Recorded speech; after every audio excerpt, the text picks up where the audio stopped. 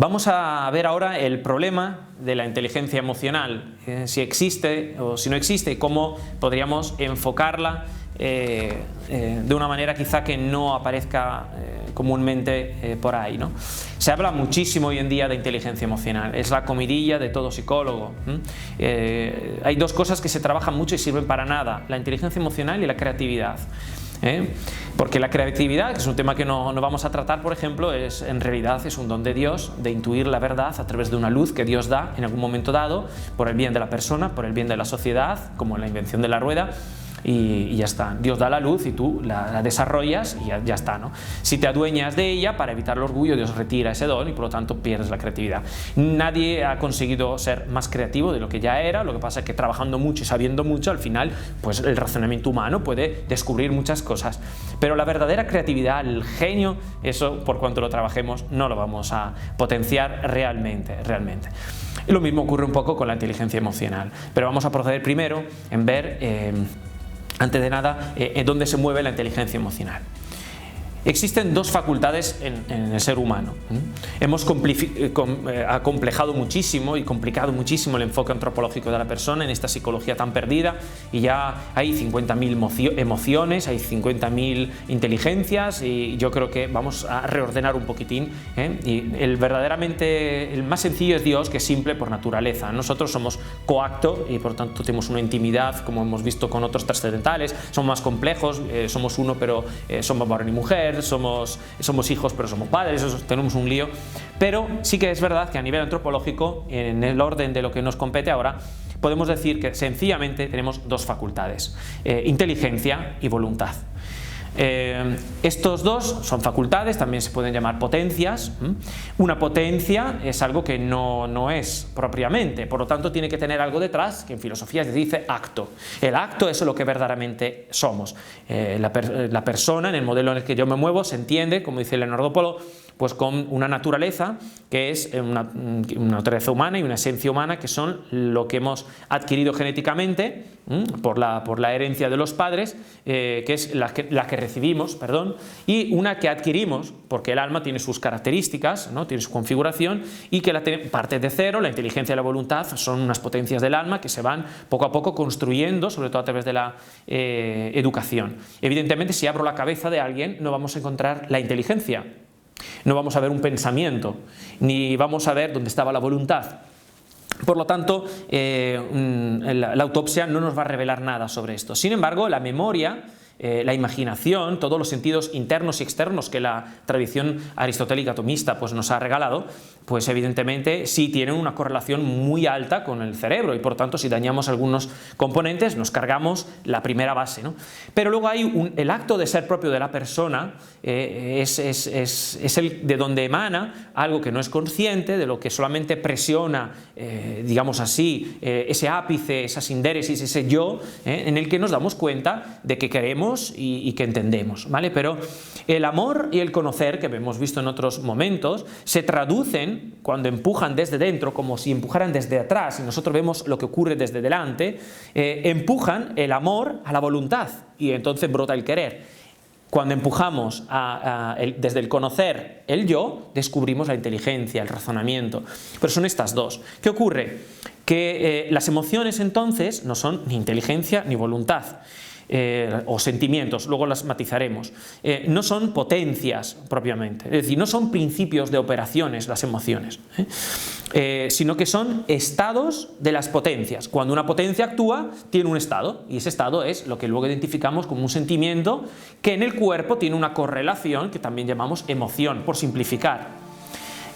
Consecuencia, que siempre un pensamiento es acompañado por una emoción, por un sentimiento, por un fervor espiritual, por decirlo de una determinada manera, pero no son cognoscibles objetivamente. No puedo conocerlo como estas gafas, ¿no? Estas gafas las tengo fuera. pertenecen a una realidad interior, de alguna manera no tangible. Por lo tanto, tampoco se pueden abstraer. Eso lo puedo abstraer, entender que son gafas. Sin demorarnos en esto, podemos llegar a la conclusión, por lo tanto, que la inteligencia y las emociones son distintas. No es propiamente correcto decir que hay una inteligencia emocional. Existe, por lo tanto, una inteligencia capaz de operar sobre lo que me está ocurriendo de las emociones, que me permite inferir de alguna manera que estoy teniendo un tipo de emociones. Y son muy complejas porque no son tan simples, porque evidentemente cruzan antropológicamente toda la persona hasta el acto de ser, y ese acto de ser tiene características como por ejemplo la contemplación, la paz interior, una sensación de amistad que no son tan visibles al cuerpo y por lo tanto no las podemos objetivizar como otras, como la ira, la pasión.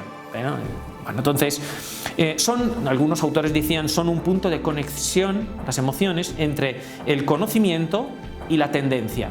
Tiendo a las cosas, el apetito, ¿vale? Y conozco las cosas. Un punto de encuentro está ahí, pero no son ni lo uno ni lo otro. Entonces, no existe la inteligencia emocional, sino una inteligencia, hemos dicho, que actúa sobre estas emociones, pero la emoción no apunta.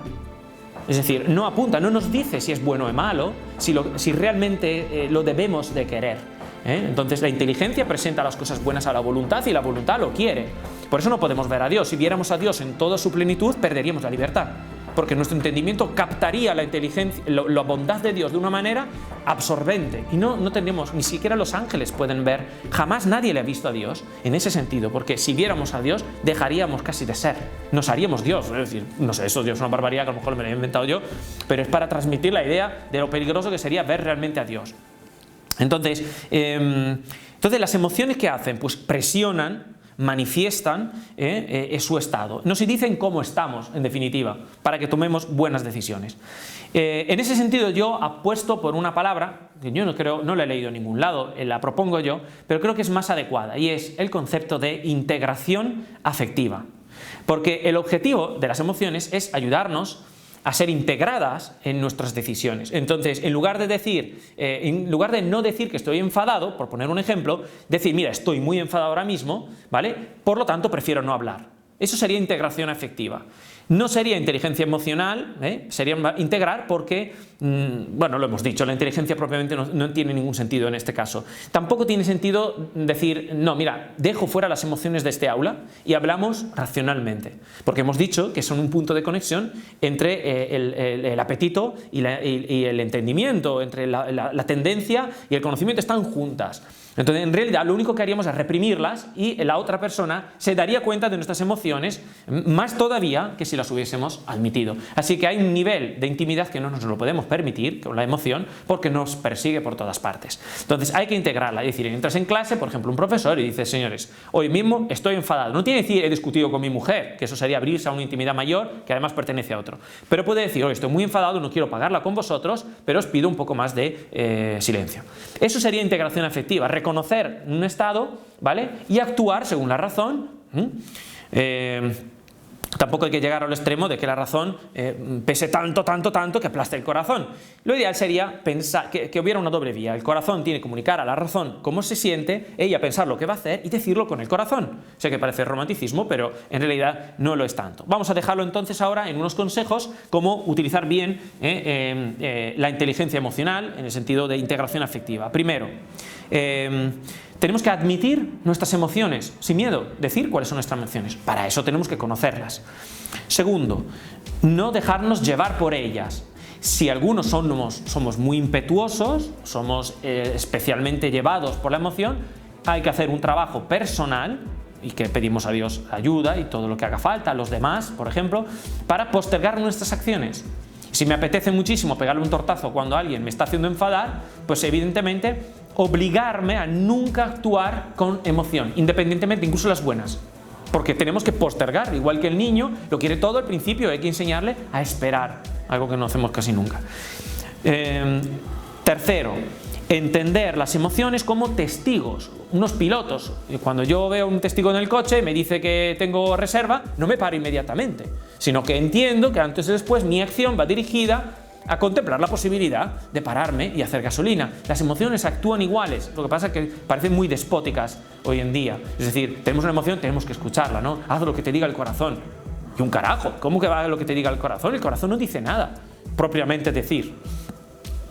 Bien, cuarto, recordar que no dirigen la conducta, no apuntan a ningún lado, solamente te dice que están enfadados, pero un poco más. Solo matizan quizá el hecho de que por ahí no estoy muy a gusto. Y quizá por último podemos decir que hay que aprender a hacer algo muy difícil, pero hay que decir las cosas como son. Aprender a elevarlas, las emociones en general, especialmente las que son malas, que nos ayudan, bueno, malas, las que son más como disruptivas, incómodas, y enmarcarlas en sentimientos superiores buenos. Entonces, por ejemplo, el temor a un examen lo tenemos que enmarcar enfocándolo desde la audacia, que es elevada por la fe. Claro, para eso necesitamos la fe. Por eso, la fe, la esperanza y la caridad hacen que las virtudes sean realmente virtudes, porque por el mero hecho de hacer cosas no vamos a generar realmente virtudes. La potencia desarrolla operaciones, las operaciones repercuten sobre la operación, mejorándola como una segunda naturaleza, dice Santo Tomás. Y entonces esto hace que crezcamos, pero solamente repetir no. Eso da praxis, automatismos, pero poco más. Entonces hay que elevarlo todo por la gracia de la esperanza, la fe y la caridad, especialmente, como dice el Evangelio, la caridad. Otro ejemplo, por concluir, la tristeza ante una muerte. Hombre, si nos quedamos con eso, la tristeza nos recome por dentro. Pero si lo elevamos desde la esperanza y lo transformamos en alegría, eso es un trabajo educativo, no se hace así del día a la mañana. Pero es lo mejor que nos pueden dar nuestras emociones.